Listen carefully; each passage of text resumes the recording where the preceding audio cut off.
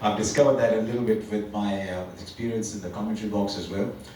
Every city that's going to be hosting this has a cricket ground that's got a culture of it. Peak at the start of the tournament too, so just building up for the finals. That's what works, Hush. As all of you know, Glenn. Yeah, no, it's great to see the standalone World Cup, and you know the response to it's been very good. We saw earlier on in the summer in Australia the first time the Women's Big Bash League was a standalone tournament, and the amount of people that came and supported that at the grounds and at home watching on the broadcast was incredible. So it's great to see. It means this game's healthy.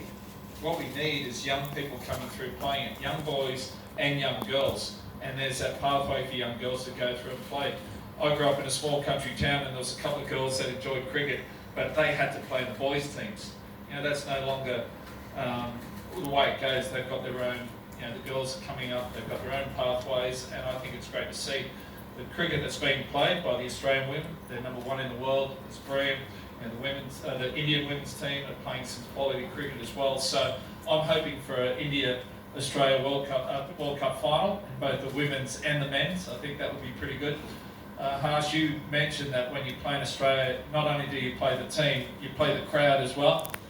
Let me tell you, when India come and play in Australia, it's like India are playing home ground advantage. The noise, if you've got the same amount of Indians in the crowd as you have Australians, you would have thought there was 10 times more Indians. Just the noise and the energy and the passion is incredible, and you know, just the support they receive is amazing. So I'm looking forward to seeing how the Women's World Cup finishes up. You know, the men's later on in the year, and then the Test series in Australia. It's going to be a big one. So you know, I think there's no perfect time to see Indians continue that friendship and that mateship that we've created over a long time, and continue to grow. You've got a knack. Yeah, definitely. You know, I just from what you mentioned, the players that are coming through, you know, your travels, and you just meet.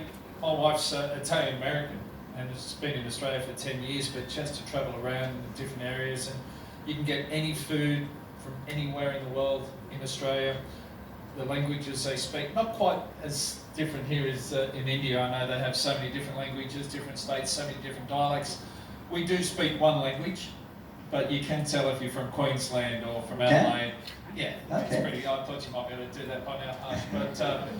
But no, it is quite amazing, and I think that's what's special.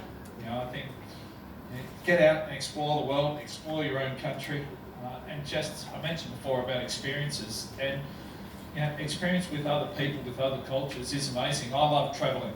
My wife and I love travelling. Brought our children over, my two elder children, before my youngest was born, we brought over here. We did Delhi, down to Agra, Jaipur, Udaipur, and loved it. It was a great experience. And I think for kids to be able to travel and experience something totally new, I think just builds them as people as well. So on top of that, you know, life experience, watching these films. I love my diving. You mentioned before about snorkeling. I'm doing my helicopter license. I've jumped out of a plane.